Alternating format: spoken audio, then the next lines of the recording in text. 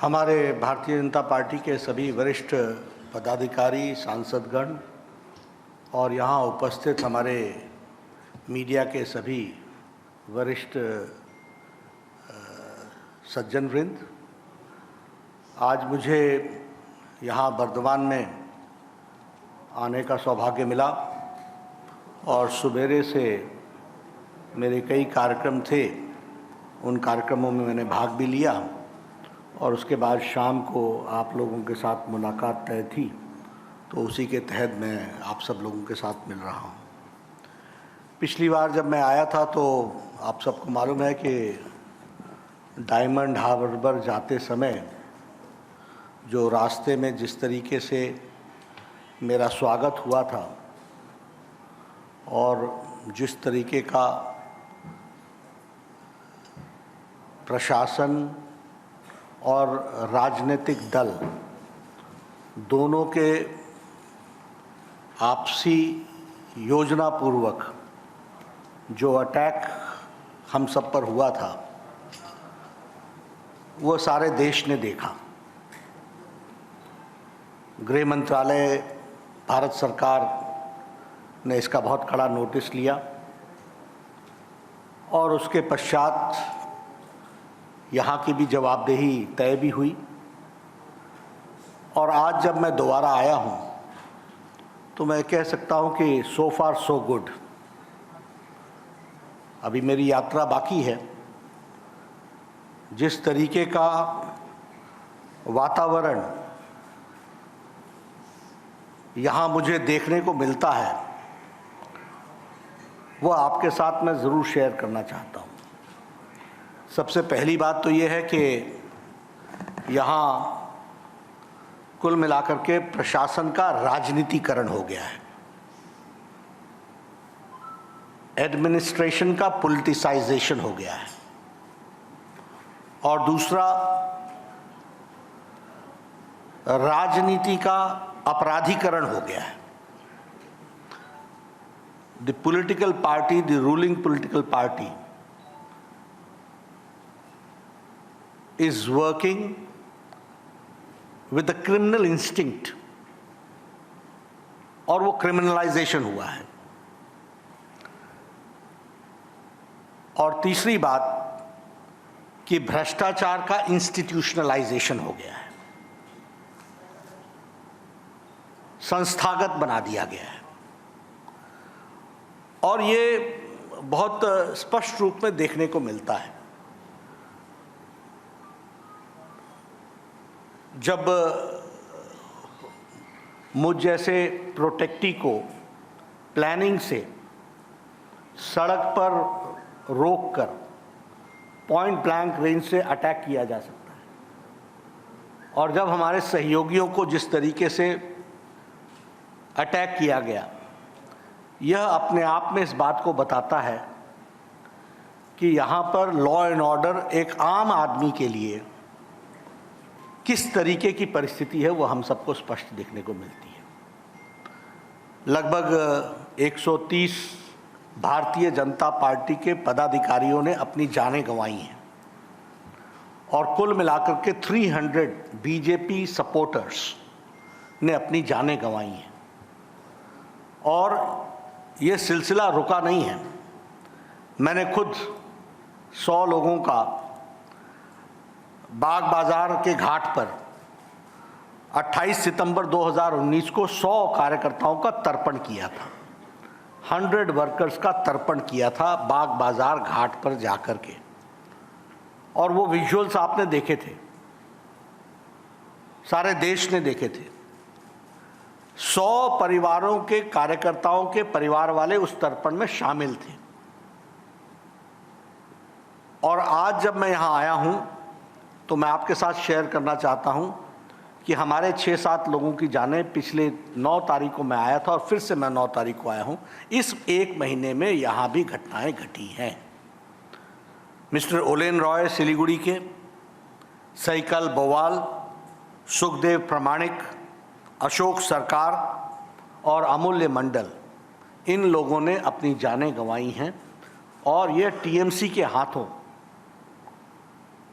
उनके लोगों के द्वारा और इस तरीके का राजनीतिक द्वेष के साथ, और ये जो अमूल्य मंडल है, ये अपने बच्चे को बचाने में इन्होंने अपनी जान गंवाई है।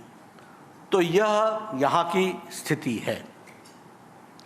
पिछली बार जब मैं आया था तो मैं फिशरमैन के साथ मिला था और डायमंड हार्बर पर जाकर के भी मैं मिला था। उस समय हम लोगों के सामने ये कहानी आई थी कि फिशरमैन बंगाल की धरती छोड़कर आंध्रा के कोस्टल रीजन में और उड़ीसा के कोस्टल रीजन में जाकर के बस रहे। ये प्लाइट है। आज सवेरे मैं किसान की रैली में, सभा में, ग्राम सभा जिसको बोलते हैं, बड़ी सभा, उसमें मैं गया था और जो किसानों का हाल जिस तरीके से हमको देखने को मिला है, बंगाल 29 स्टेट्स में से 24th स्टेट पर खड़ा है, जो हाँ इनकम के दृष्टि से किसान 24वें स्थान पर खड़ा है आउट ऑफ 29 स्टेट्स। उसी तरीके से प्रधानमंत्री सम्मान निधि, किसान सम्मान निधि, यह यहाँ लागू नहीं है। लगभग 26 लाख किसानों ने अपने आप को सेल्फ रजिस्टर कराया है, जिसको ममता जी ने परमिशन नहीं दी है। प्रधानमंत्री जी किसानों को सम्मान देना चाहते हैं, वह उनकी मदद करना चाहते हैं, और इसके बीच में ममता जी बाधा बनकर के खड़ी हैं। और 26 लाख, वैसे 73 to 76 लाख अप्रॉक्सीमेटली किसान हैं जिनको किसान सम्मान निधि मिलना है। हाउसहोल्ड्स, परिवार 73 to 76 लाख, तो उनको तो दिया नहीं, लेकिन 26 लाख लोगों ने जो सेल्फ रजिस्टर कराया उनको भी परमिशन नहीं दी है। This is the plight, and Mamata ji बाधा बनी हुई हैं, इसको हमको समझना चाहिए। इसी तरीके से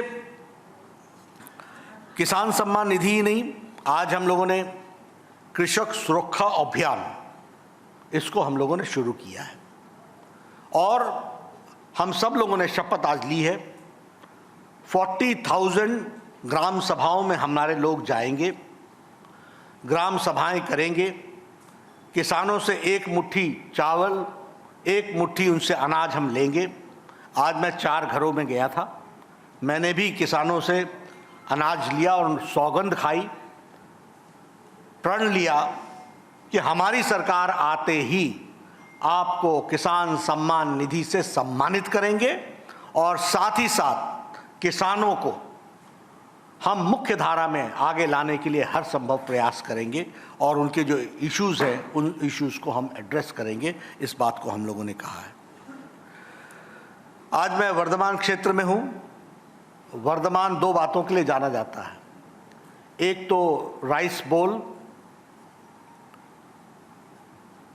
चावल का कटोरा, और दूसरा इंडस्ट्रियल हब।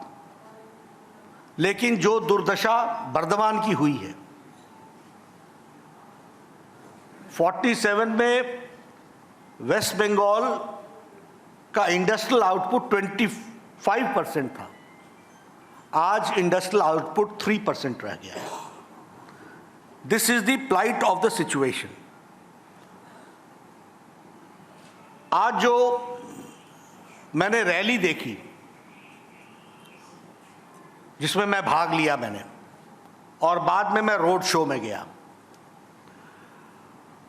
जो उत्साह मेरे को देखने को मिला, और ये बीजेपी के कार्यकर्ता नहीं थे, ये बंगाल के सामान्य जन थे। हमारी रैली, यानी जो हमारा सभा थी, ग्राम सभा, उस स्थान से लेकर के हेलीपैड के बीच में लगभग 1.5 किलोमीटर का फासला था। इंच भर भी जगह पांव रखने के लिए नहीं थी। रैली में तो लोग थे ही खचाखच भरे हुए, लेकिन रास्ते में भी जो स्वागत हुआ, मैं पिछले महीने से इस महीने में 1 महीने के अंतर यहां पर मैं बहुत बड़ा अंतर देख रहा हूं बंगाल के लोगों का उत्साह में। 1 महीने पहले बंगाल के लोग डरे सहमे लेकिन ममता के खिलाफ थे। आज स्पष्ट रूप से लोग सड़क पर हैं और मैं एक आंधी देख रहा हूं और आने वाले समय में यह सुनामी में परिवर्तित होगी, ऐसा मेरा विश्वास है। रोड शो में मैंने सब लोगों को दिखाया जिस उत्साह के साथ घरों से, छतों से, मैंने पत्रकार बंधुओं को भी उसका नज़ारा दिखाया।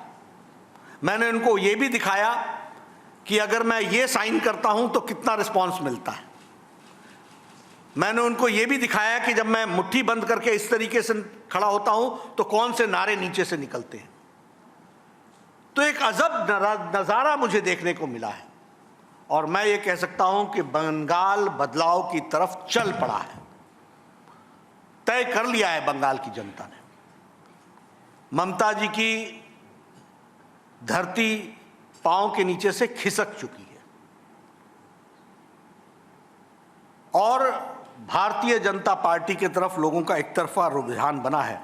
ये मैं आप लोगों के साथ जरूर शेयर करना चाहता हूं।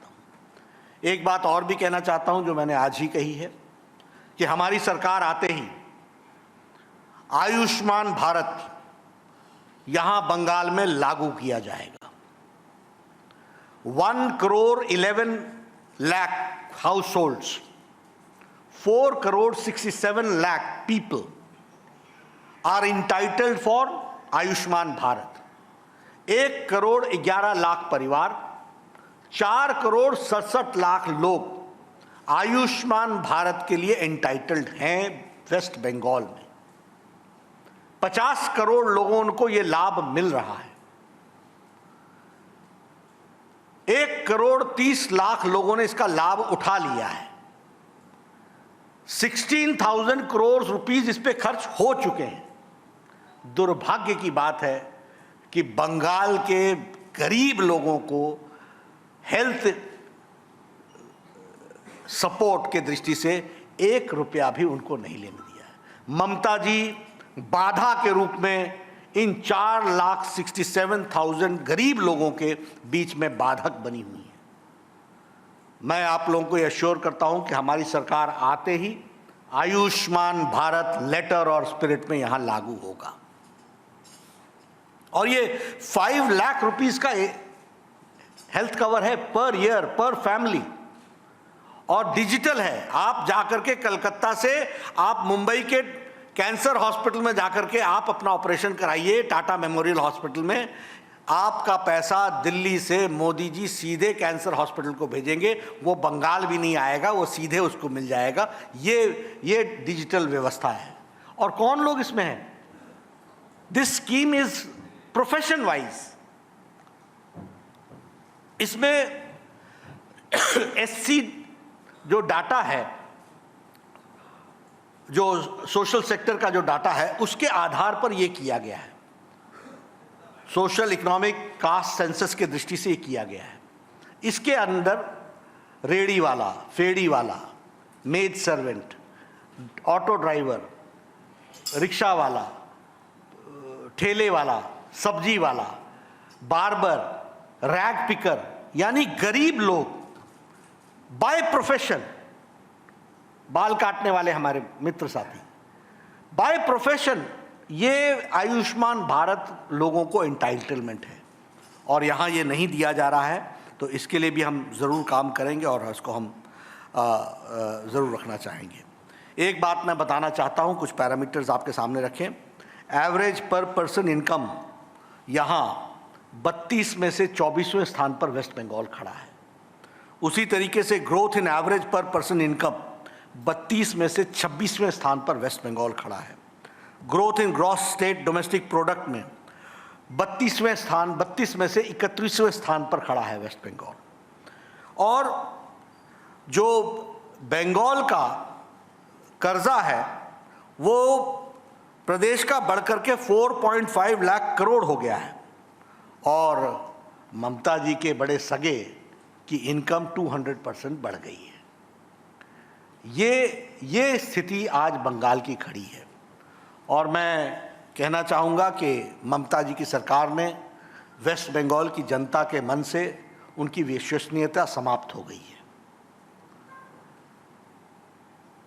और जो सरकार चल रही है वह जिसको कहते हैं कि एक ढिलमुल तरीके से चीज़ों को आगे बढ़ाने का जो क्रम है, यह वेस्ट बंगाल के पीपल के इंटरेस्ट में नहीं है। और मैंने कहा, भ्रष्टाचार, कटमनी, टोलाबाजी, तुष्टीकरण, ये सब चीज़ें यहाँ विद्यमान हैं।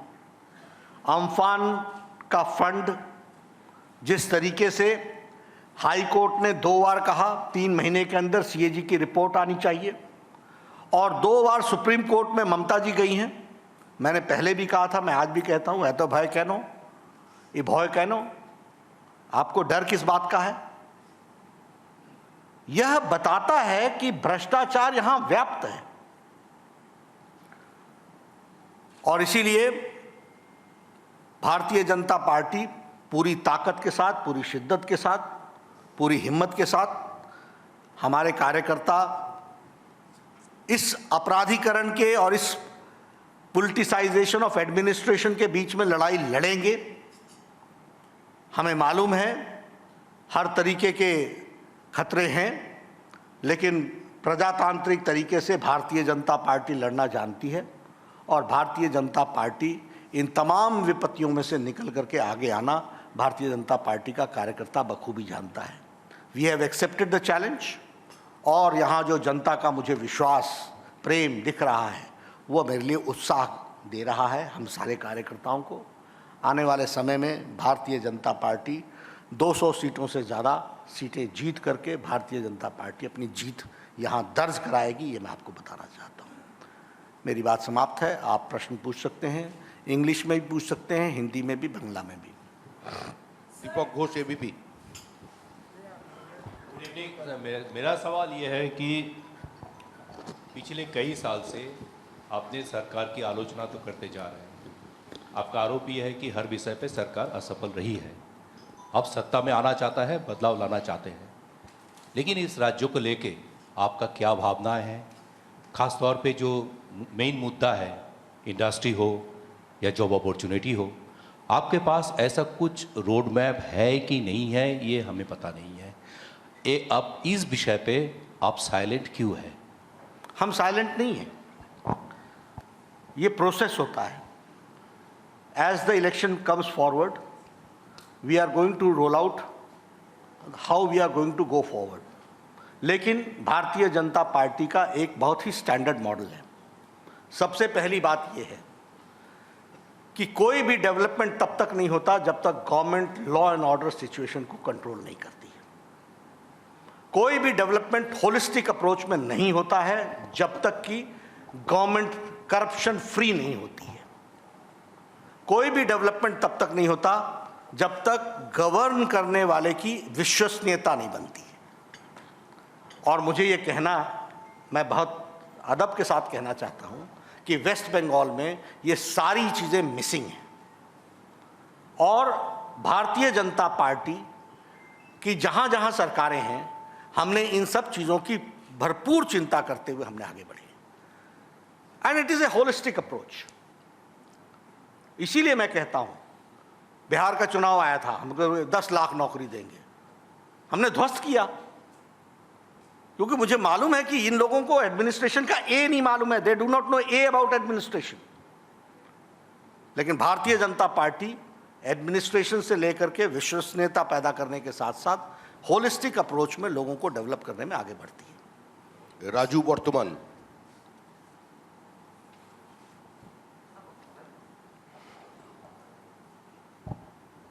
नाडा जी नमस्कार। मेरा 2 सवाल है। एक तो आप आज के रैली से बताए कि ममता जी ने किसान निधि से जोड़ने के लिए चिट्ठी दिया है, लेकिन आप बोल रहे हैं कि पिंजरे से पंछी उड़ गया है। 2 साल से आप लोग बोल रहे हैं कि उसमें जोड़ो। अभी वो क्या, जब तक ममता जी का सरकार यहीं है तब तक किसान निधि सम्मान ये बंगाल के किसान को मिलेगा नहीं मिलेगा, 1 नंबर। और 2 नंबर, आपने आज नया एक लफ्ज़ कहा है कि नया राजकुमार आया है, वो कौन है, उसके अगेंस्ट में आपका आरोप क्या है? आपके ध्यान में तो आया ही है, मुझसे नाम क्यों निकलवाते हैं आप? आपको मालूम ही है, जब मैं आवाज़ लगाता हूं तो नीचे से वो नाम आता है। वो मुझसे क्यों बुलवाते हैं आप?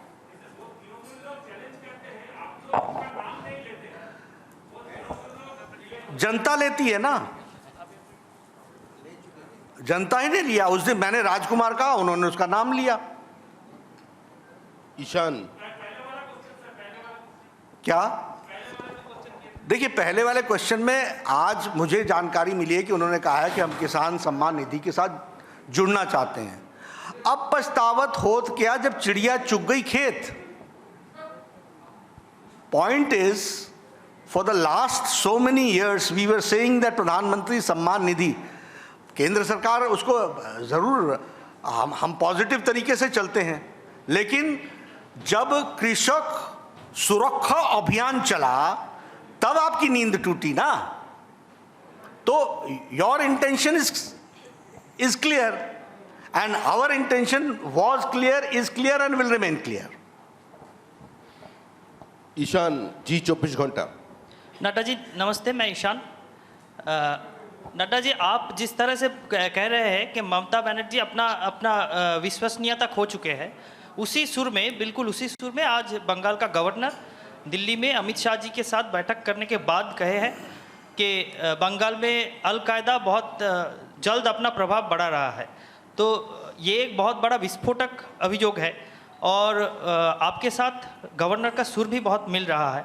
और उससे पहले गवर्नर आज BL संतोष जी के साथ भी बैठक की है, उसको लेकर भी कुछ कंट्रोवर्सी आया है कि गवर्नर बन के वो कैसे इतने बड़े एक कद्दावर नेता से मीट कर सकते हैं। ये दोनों सवाल का जवाब अगर दे दें। देखिए, जहाँ तक गवर्नर का सवाल है, it is an administrative matter. Governor meets with home minister, what ever he discusses, it is a matter of confidentiality. The governor has got within the constitutional right to do it and he will do it. Number 1. Number 2, ये बात तो आप लोगों के भी सामने आई है ना कि मुर्शिदाबाद में कुछ लोग पकड़े गए हैं। जो पकड़े गए हैं उनका एंटी नेशनल फोर्सेस के साथ संबंध है। ये तो एक कॉमन मैन की तरह हम भी जानते हैं, आप भी जानते हैं। एडमिनिस्ट्रेटिवली होम मिनिस्टर को उन्होंने क्या ब्रीफ किया है, it is with in his purview. लेकिन चाहे गवर्नर हो, चाहे होम मिनिस्ट्री हो, चाहे होम मिनिस्टर हो, हम सब लोग इन सब बातों के प्रति बड़े सजग हैं। इसलिए एडमिनिस्ट्रेशन जो और होम मिनिस्ट्री जो भी उसमें से निकलेगा उसके अनुसार वो एक्शन लेंगे। असिका सिंह, नेटवर्क 18। प्रणाम। सबसे पहला सवाल ये है कि प्रधानमंत्री ने मुख्यमंत्री जो भी हैं सबकी बैठक बुलाई है 11 तारीख को वैक्सीन को लेकर के। इसके पहले कई बैठकों में देखा गया है कि ममता बनर्जी शामिल नहीं हुई हैं। क्या ऐसा अंदेशा इस बार भी है तो क्या कहेंगे? दूसरा सवाल ये है कि लव जिहाद को लेकर के आपके एक नेता या कई नेताओं ने बयान दिया है कि सरकार बनती है भाजपा की तो पश्चिम बंगाल में इसके खिलाफ कानून लाया जाएगा। देखिए, जहाँ तक ये आपने ममता जी के बारे में, मुख्यमंत्री के दृष्टि से वो बैठक है 11 तारीख को बुलाई गई है, प्रधानमंत्री जी वो बैठक करने वाले हैं। How can I answer on behalf of Mamata what is she going to do, but I can only pray that good sense prevails on her, number 1। और नंबर 2, वैक्सीनेशन का जो है वो देश के लिए है ये प्रोग्राम, और ये दुनिया का सबसे बड़ा वैक्सीनेशन प्रोग्राम होगा। और इसमें हम यही चाहेंगे कि गुड सेंस शुड प्रिवेल, और ममता जी का ईगो वेस्ट बंगाल की जनता के सामने नहीं आना चाहिए। उनको इन सब चीज़ों के प्रति कोऑपरेट करना चाहिए। जहाँ तक आपने इस विषय को छेड़ा, हम तो घुसपैठ के खिलाफ जिहाद छेड़ रहे हैं। कहाँ आप फंस गए उसमें? हम तो घुसपैठ के खिलाफ जिहाद छेड़ेंगे। इंद्रजीत कुंडू, आज तक। Mr. Nadda, there seems to be some amount of confusion on whether your government will finally implement the Citizenship Amendment Act. Your own MP Shantanu Thakur has raised the demand. Could you give us a timeline as to when the CAA will be implemented, if at all? It will be implemented in letter and spirit. As I told that the rules are being made, as and when the rules are made, it will be implemented accordingly. If you ask about the timeline, of course, the ministry is going to answer that. But yes, we are committed for it.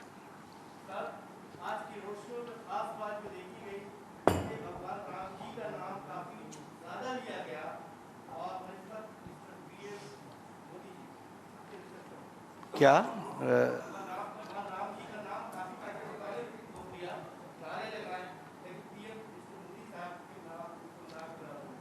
नहीं, दोनों सब तरफ से लगे और ये नारे नीचे से लग रहे थे, लोगों के बीच से लग रहे थे। और जहाँ तक प्रधानमंत्री जी का सवाल है, प्रधानमंत्री जी यहाँ दुनिया के सबसे लोकप्रिय शख्सियत हैं, देश में भी, दुनिया में भी और प्रदेश में भी, यानी वेस्ट बंगाल में भी।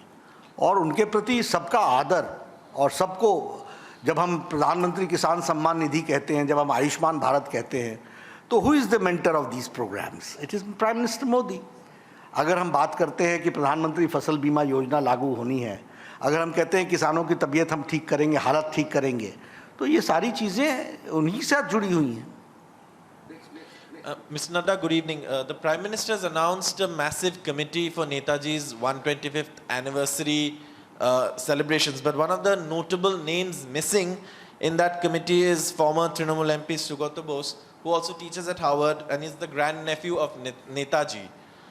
Why is his name missing? Any comments? At this point of time, I'll not be able to give it because I've not seen the list, number one. Number two, after checking things, I'll certainly get back to you. Nadda ji, मैं अभिषेक उपाध्याय हूँ, TV9 Bharatvarsh से।